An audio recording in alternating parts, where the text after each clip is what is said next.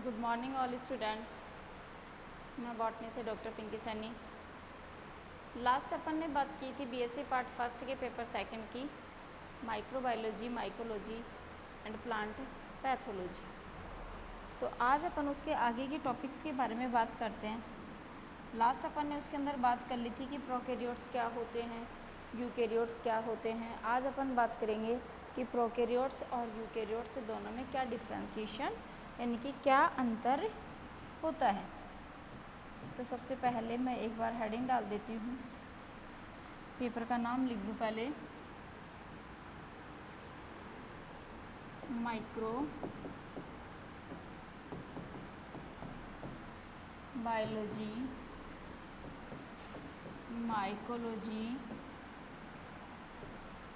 And plant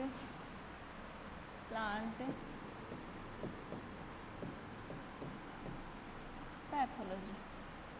microbiology, mycology and plant pathology. अपनी class है BSc part first और paper है सेकंड और यूनिट है सेकंड। लास्ट टॉपिक के अंदर अपन ने जो है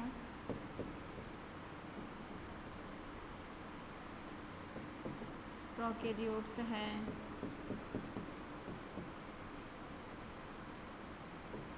यूकैरियोट्स हैं। प्रोकैरियोट्स के अंदर भी जैसे एल्गी है, यूकैरियोट्स के अंदर जैसे प्रोटोजोआ है।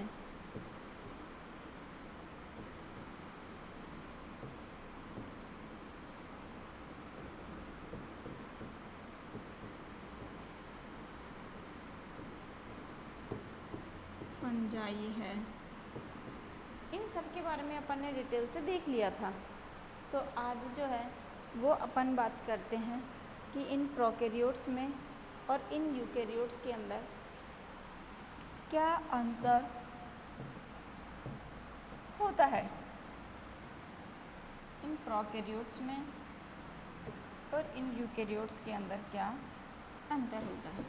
तो अपनी जो आज की हेडिंग है वो क्या है, difference between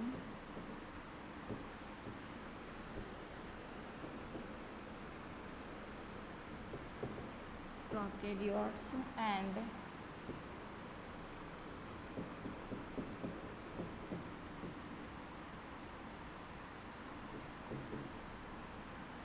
difference between prokaryotes and eukaryotes.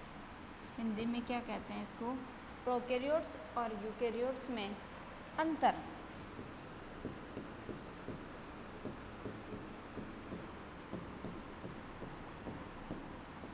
Prokaryotes में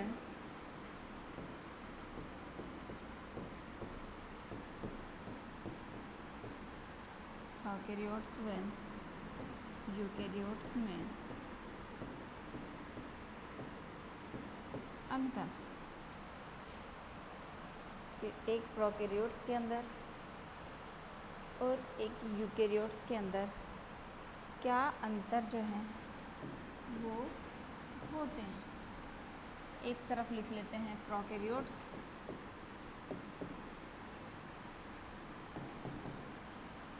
और एक तरफ लिख लेते हैं यूकैरियोट्स। अब अपन बात करते हैं इनके पॉइंट्स के बारे में।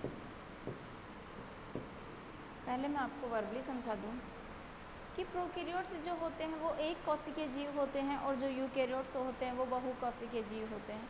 प्रोकैरियोट्स जो होते हैं वो अधिकांश ऐसे होते हैं जो अपना भोजन स्वयं नहीं बना सकते हैं, लेकिन यूकैरियोट्स अधिकांश वो होते हैं जो अपना भोजन स्वयं बनाते हैं। यानी कि ये लगभग सारे या तो पैरासाइट्स के फॉर्मेशन में पाए जाते हैं या फिर ये एक सेप्रोफाइट्स के रूप में पाए जाते हैं, जबकि ये सारे कैसे होते हैं, एक ऑटोट्रॉफिक होते हैं। दूसरा सबसे बड़ा अंतर क्या होता है कि प्रोकैरियोट्स जो होते हैं वो 0.02 से लेकर के 2 माइक्रोन से भी आकार में कैसे होते हैं, छोटे होते हैं। जबकि यूकेरियोट्स की जो साइज़ होती है वो 2 माइक्रोन मीटर से क्या होती है, बड़ी होती है। दूसरी अगर सेल वॉल की बात करें तो सिंपल सी बात है कि ये अपना भोजन क्षम नहीं बना सकते, दूसरे पर भोजन के लिए डिपेंड होते हैं, इसलिए इनकी जो सेल वॉल होती है वो किसकी बनी हुई होती है, म्यूरामिक एसिड की बनी हुई होती है या अमाइनो एसिड्स की बनी हुई होती है। जबकि ये अपना भोजन क्षम संश्लेषित करते हैं, इसलिए यूकेरियोट्स जो होते हैं इनकी सेल वॉल हमेशा किसकी बनी हुई होती है, सेलुलोज की बनी हुई होती है। तो अपन आज इनके अंदर जो छोटे छोटे माइनर पॉइंट्स जो हैं उनकी अपन बात करते हैं। सबसे पहला पॉइंट है साइज, कि जो प्रोकैरियोट्स होते हैं ये साइज में होते हैं 0.2 से लेकर के 2.0 माइक्रोन मीटर से कम। ये साइज के अंदर क्या होते हैं, 0.2 से लेकर के 2 माइक्रोमीटर से भी कम होते हैं। जबकि यूकेरियोट्स जो होते हैं वो साइज के अंदर क्या होते हैं, 2 माइक्रोन मीटर से अधिक होते हैं, साइज में बड़े। पहला अंतर कि प्रोकैरियोट्स जो होते हैं वो आकार में बहुत छोटे आकार के होते हैं, जबकि यूकेरियोट्स जो होते हैं वो आकार के अंदर थोड़े बड़े साइज के होते हैं। नेक्स्ट पॉइंट की अपन बात करते हैं। अब तो ये तो है इनकी साइज की, नेक्स्ट पॉइंट की अपन बात करते हैं इनकी सेल वॉल की, यानी कि इनके चारों तरफ पाई जाने वाली कोशिका भित्ति की।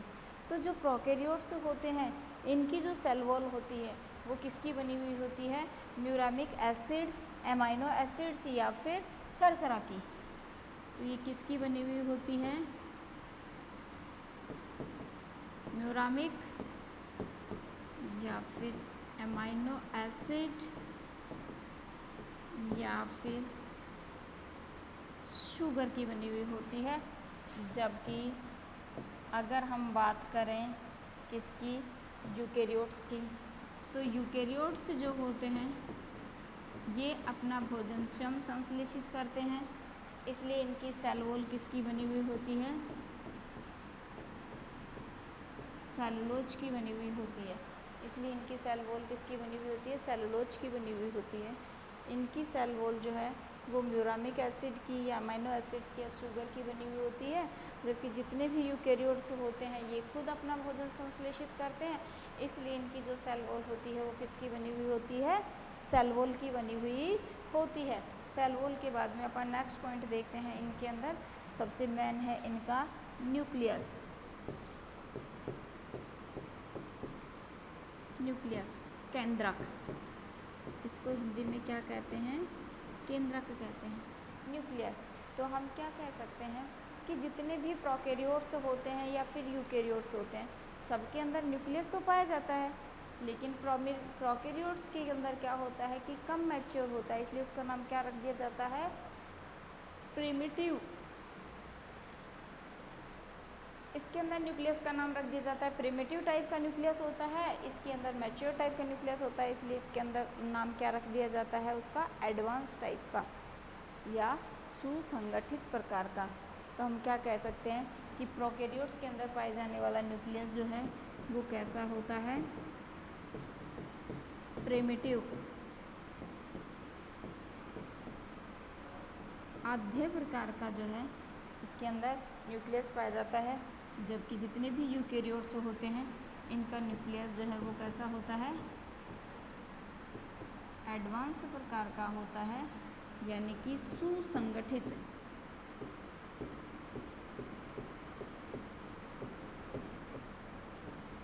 यानी कि इनका न्यूक्लियस कैसा होता है, सुसंगठित प्रकार का होता है।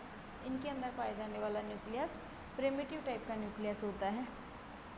नेक्स्ट बात करते हैं अपन इनके अंदर पाए जाने वाले डीएनए और आरएनए की, कि जितने भी प्रोकैरियोट्स होते हैं इनके अंदर पाए जाने वाला जो डीएनए होता है वो क्या होता है, या तो डीएनए के फॉर्म में पाया जाता है या आरएनए के फॉर्म में पाया जाता है, और वो भी कैसा होता है, सर्कुलर डीएनए ऑब्लिक आरएनए।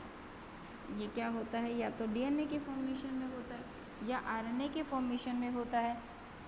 तो तीसरा पॉइंट हुआ, थर्ड पॉइंट, ये चौथा पॉइंट, इसके अंदर क्या पाया जाता है, डीएनए अथवा आरएनए पाया जाता है, और वो भी कैसा होता है, सर्कुलर टाइप का होता है, जबकि इसके अंदर पाए जाने वाला जो डीएनए और आरएनए होता है ये सर्कुलर ना होकर के कैसा होता है, लीनियर टाइप का होता है, रेखीय रूप में पाया जाता है, रेखीय। और ये कैसा होता है, वलयाकार, वलयाकार रिंग के फॉर्मेशन में पाया, ये किस रूप में पाया जाता है, रिंग के रूप में पाया जाता है। ये तो हुए इनके कुछ छोटे कैरेक्टर्स। अब बात करते हैं अपन इनके मेजर कैरेक्टर्स की। पॉइंट नंबर 5 जो सबसे इम्पोर्टेंट है क्या, कि जितने भी प्रोकैरियोट्स होते हैं इनके अंदर पाए जाने वाले डबल मेम्ब्रेन्स वाले जो ऑर्गन्स होते हैं, जिनके मैं नाम बताऊंगी अभी, यानी कि जिनके चारों ओर 2 झिल्लियाँ पाई जाती हैं, डबल मानी 2 मेम्ब्रेन मानी झिल्ली, जिनकी चारों तरफ 2 मेम्ब्रेन पाई जाती है, वो सारे ऑर्गेनल्स जो होते हैं वो जितने भी प्रोकैरियोट्स होते हैं उन सब के अंदर क्या होती हैं, एब्सेंट होते हैं। लेकिन जितने भी यूकैरियोट्स होते हैं उन सब के अंदर डबल मेम्ब्रेन्स वाले ऑर्गेनल्स जो हैं वो क्या होते हैं, प्रेजेंट होते हैं। अब मैं आपको इसको एक पॉइंट्स के फॉर्मेशन में समझाती हूँ। जैसे मैंने पॉइंट बोला 5 का ए, 5 के ए के अंदर पॉइंट्स के रूप में मैंने लिखा एंडोप्लाज्मिक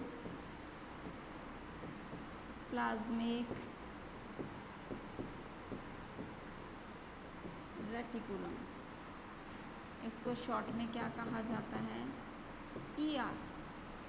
इसके ऊपर क्या चिपके हुए होते हैं, राइबोसोम्स के पार्टिकल्स से चिपके हुए होते हैं। तो हम क्या कह सकते हैं कि जितने भी प्रोकैरियोटिक जीव होते हैं उनके अंदर, सबके अंदर पाए जाने वाली राइबोसोम्स जो है उसके अंदर डबल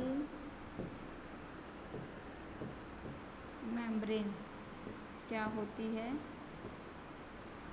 एब्सेंट होती है। ये पॉइंट सबसे इम्पोर्टेंट है। लेकिन इसके अंदर पाई जाने वाली जो एंडोप्लाज्मिक रेटिकुलम होती है, ये एंडोप्लाज्मिक रेटिकुलम जो है वो कैसी होती है,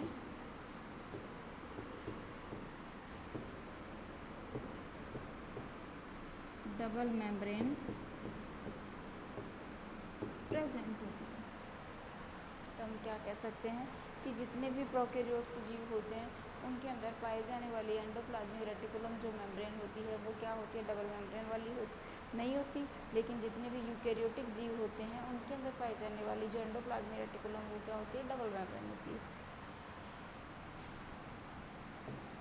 इसी प्रकार से हम आगे बात करते हैं इसके अंदर नेक्स्ट नंबर बी में। ये तो हुई किसकी बात, एंडोप्लाज्मिक रेटिकुलम की। एंडोप्लाज्मिक रेटिकुलम जो डबल मेम्ब्रेन वाला एब्सेंट होता है, प्रोकैरियोट्स के स्थान पर यूकैरियोट्स में क्या होता है, प्रेजेंट होता है। इसी प्रकार से हम बात करते हैं अब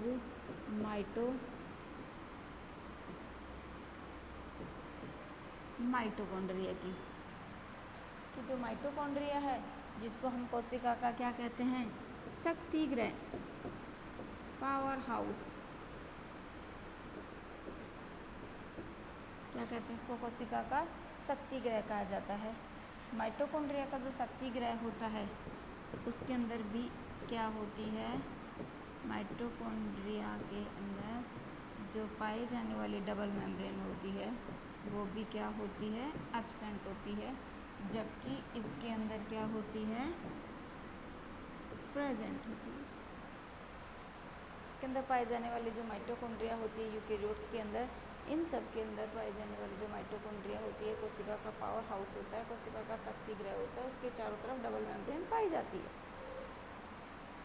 अब अपन नेक्स्ट बात करते हैं इसके अंदर सेंट्रियोल की, कि जो सेंट्रियोल होता है, नंबर सी, तारककाय,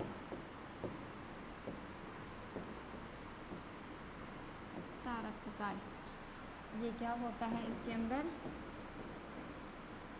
एब्सेंट होता है, जबकि इसके अंदर प्रेजेंट होता है।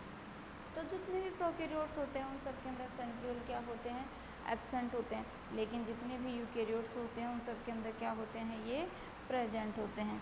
इसी प्रकार से हम नेक्स्ट बात करते हैं इसके अंदर वैक्यूल केंद्रिक रिक्तिका।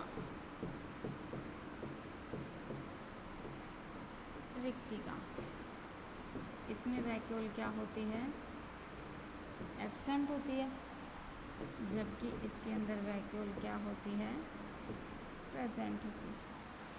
तो जितने भी प्रोकैरियोट्स होते हैं उन सब के अंदर वैक्यूल्स एक एब्सेंट पाई जाती है, लेकिन जितने भी यूकैरियोट्स होते हैं उन सब के अंदर वैक्यूल्स क्या होती है, प्रेजेंट होती है। नेक्स्ट अपन बात करते हैं इसके अंदर फ्लैजिला की।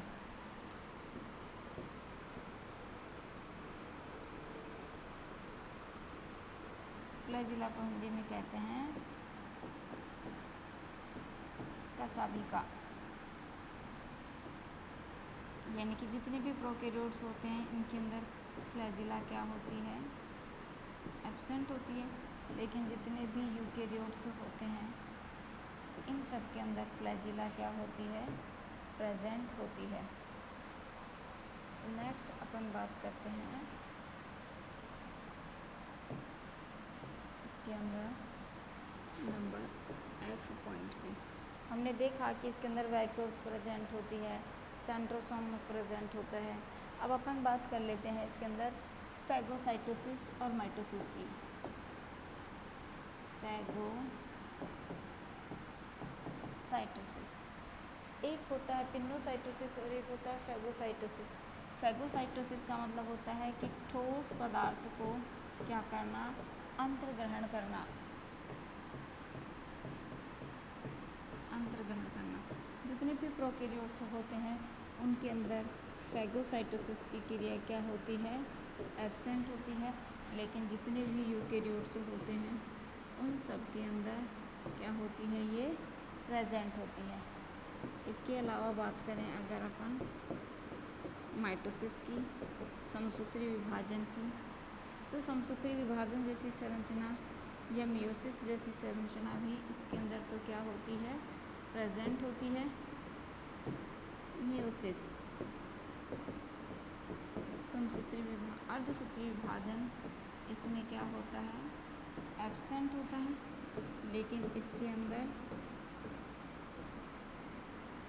प्रेजेंट होता है।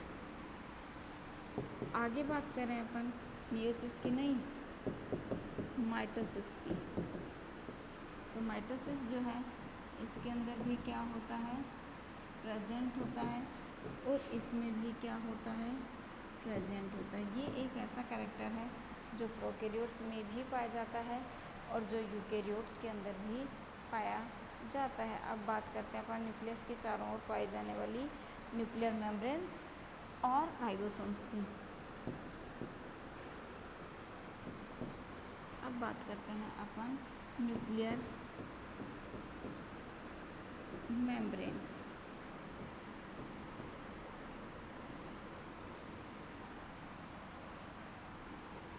हमने अभी न्यूक्लियस के बारे में देखा था कि जितने भी प्रोकैरियोट्स होते हैं इनके अंदर पाए जाने वाला न्यूक्लियस कैसा होता है, प्रिमिटिव टाइप का होता है, जबकि जितने भी यूकैरियोट्स होते हैं उनके अंदर सुसंगठित प्रकार का न्यूक्लियस पाया जाता है।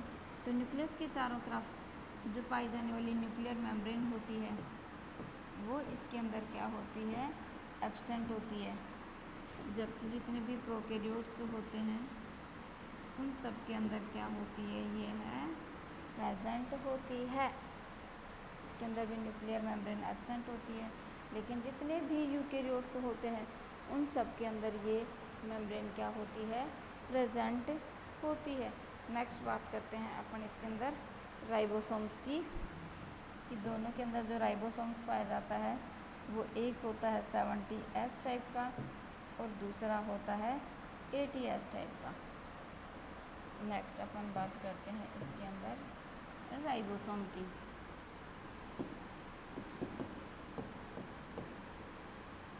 राइबोसोम तो जितने भी प्रोकैरियोट्स होते हैं उन सब के अंदर राइबोसोम्स पाया जाता है 70S, और जितने भी यूकैरियोट्स होते हैं उन सब के अंदर राइबोसोम कैसा पाया जाता है, 80S प्रकार का होता है।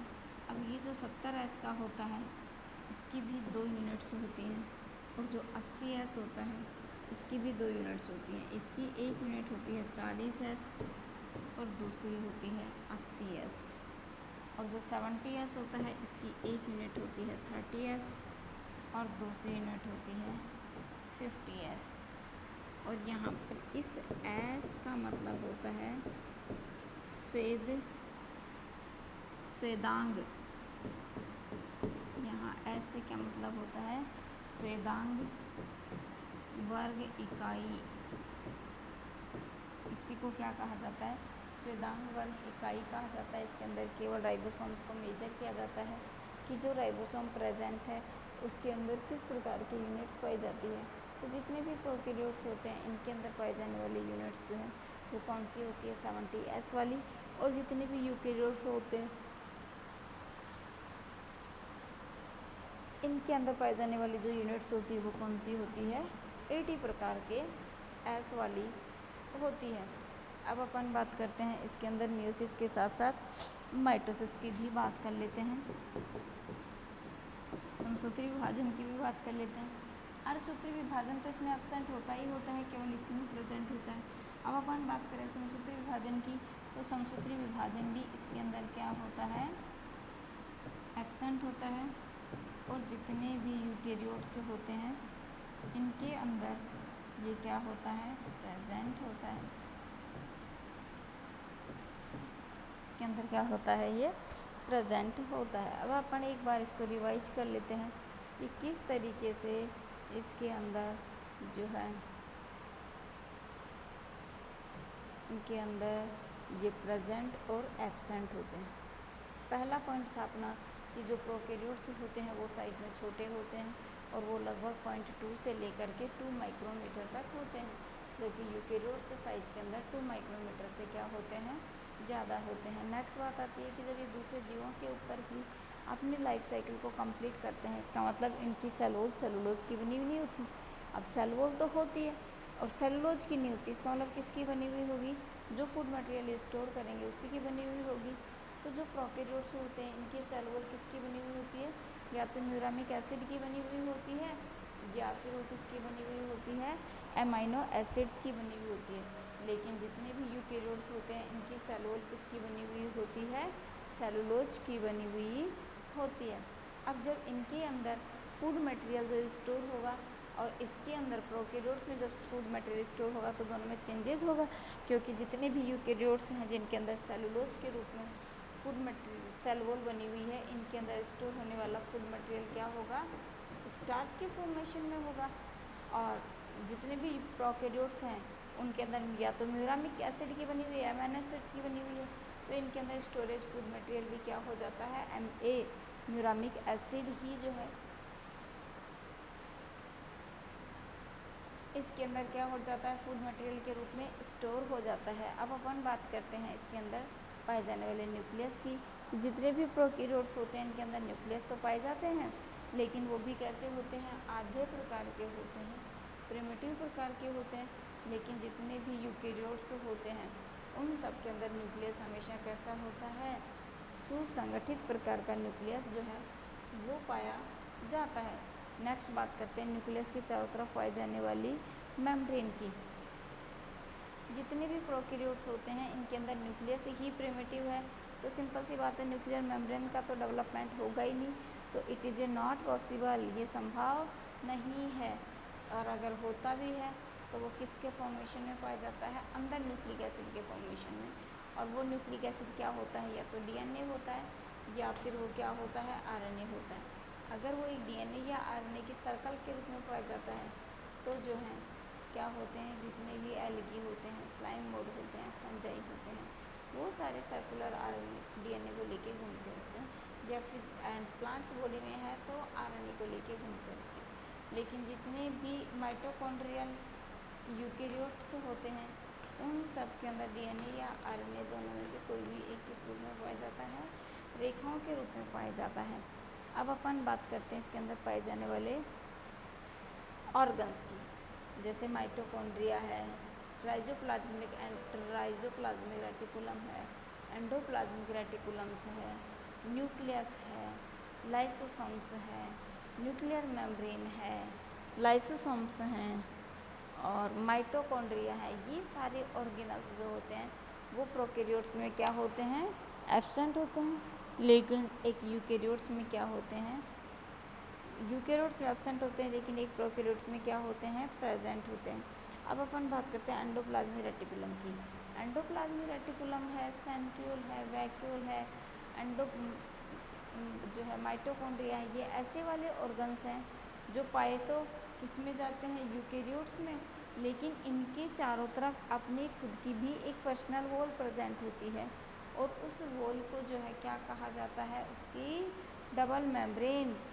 तो जितने भी प्रोकैरियोट्स होते हैं उन सब में वो डबल मेम्ब्रेन क्या होती है, एब्सेंट होती है, लेकिन जितने भी यूकैरियोट्स होते हैं उन सब के अंदर क्या पाई जाती है, डबल मेम्ब्रेन पाई जाती है। और वो डबल मेम्ब्रेन भी कैसी होती है, इसके अंदर तो पाई जाती है सर्कुलर, और यूकैरियोट्स के अंदर क्या पाई जाती है, वो लीनियर प्रकार से प्रेजेंट होती है। अब अपन इसके छोटे छोटे पॉइंट्स के बारे में बात करते हैं। जैसे अपन बात करें सेंट्रियोल। सेंट्रियोल न्यूक्लियस के पास में पाई जाने वाली एक ऐसी संरचना होती है जो न्यूक्लियोसोम्स के द्वारा घिरी हुई होती है। सोचो आप कितनी बड़ी वो है ये मेम्ब्रेन्स की, इसके अंदर भी क्या एब्सेंट होता है, सेंट्रियोल एब्सेंट होता है। लेकिन यूकैरियोटिक सेल्स जो है वो अपने आप में एक ऑर्गेनाइजेशन बनाने वाली है, इसलिए इसके अंदर सेंट्रियोल भी क्या होता है, प्रेजेंट होता है। अब बात आती है वैक्यूल्स की। बॉडी के अंदर एक्स्ट्रा फूड मटेरियल यदि स्टोर हो जाता है उस टाइम, या फिर किसी भी कारण से एक्स्ट्रा रॉ मटेरियल बॉडी के अंदर स्टोर हो जाता है तो उसको किस में स्टोर कर लेते हैं, वैक्यूल के अंदर स्टोरेज कर लिया जाता है। लेकिन बैक्टीरिया एक ऐसा एनिमल या प्राणी है जिसके अंदर वैक्यूल्स क्या होती हैं, एब्सेंट होती हैं, लेकिन प्रेजेंट कौन होती हैं, वैक्यूल्स। अब आती है फ्लैजिला की बात। जितने भी प्रोकैरियोट्स होते हैं उनके अंदर फ्लैजिला एब्सेंट होती है, लेकिन यूकैरियोट्स में क्या होती है, प्रेजेंट तो होती ही है, साथ के साथ में इनका क्या पाया जाता है, एक अरेंजमेंट भी पाया जाता है। कौन सा, 9+2। ये इनके बीच में एक रिलेशन बॉन्डिंग भी होती है कि जितने भी प्रोकैरियोट्स होते हैं उनके अंदर पाए जाने वाला जो फ्लैजिला होता है वो या तो एब्सेंट होता है या फिर एक सिंगल फॉर्म में पाया जाता है। लेकिन जितने भी यूकैरियोट्स होते हैं उन सब के अंदर यह 9+2 के रूप में पाई जाती है। अब बात करते हैं प्रोकैरियोट्स के अंदर माउथ जैसी स्ट्रक्चर तो कोई होती नहीं है, भोजन बेचारी अपना बना नहीं पाती है, दूसरे पे डिपेंड रहती है, तो इसमें क्या प्रेजेंट होती है, फैगोसाइटोसिस, ठोस पदार्थों को खाने की क्षमता पाई जाती है। तो ठोस पदार्थों को निगलना, अंतर्ग्रहण करना ही क्या कहलाता है, फैगोसाइटोसिस कहलाता है, ठोस का अंतर्ग्रहण कहलाता है। यानी कि जब होस्ट प्लांट की कोई सेल दूसरी सेल को क्या करे, डायरेक्ट ही निगल जाए, उस निगलने को क्या कहा जाता है, फैगोसाइटोसिस कहा जाता है। तो जितने भी प्रोकैरियोट्स होते हैं उनके अंदर क्या हो जाते हैं, फैगोसाइटोसिस का इन्वेशन हो जाता है, अंतर्ग्रहण हो जाता है। इसको मैं आगे समझाऊंगी इन्वेशन होता क्या है, पहले तुम ये समझोगे कि ये धीरे धीरे क्या हो जाते हैं, प्रेजेंट हो जाते हैं इसके अंदर। अब बात आती है किसकी, माइटोसिस की। माइटोसिस जो है वो जितने भी यूकैरियोट्स होते हैं इन सब के अंदर तो प्रेजेंट होते हैं, और जितने भी यूकैरियोट्स होते हैं उन सब के अंदर क्या होते हैं, ये प्रेजेंट, और इन सब के अंदर क्या होते हैं, ये एब्सेंट होते हैं। अब बात करते हैं अपन समसूत्री विभाजन की, कि समसूत्री विभाजन जब इनके अंदर होता है तो उस समसूत्री विभाजन के समय इनकी जो कोशिकाएं होती हैं वो धीरे धीरे क्या हो जाती हैं, ख़त्म होना शुरू कर देती हैं, और उसके कारण इन कोशिकाओं के अंदर होने वाला आंशिक परिवर्तन क्या हो जाता है, ख़त्म हो जाता है, और उसके ख़त्म होने के कारण उस जनरेशन के अंदर दोबारा कभी भी न्यूक्लियर मेम्ब्रेन का उद्विकास नहीं होता है।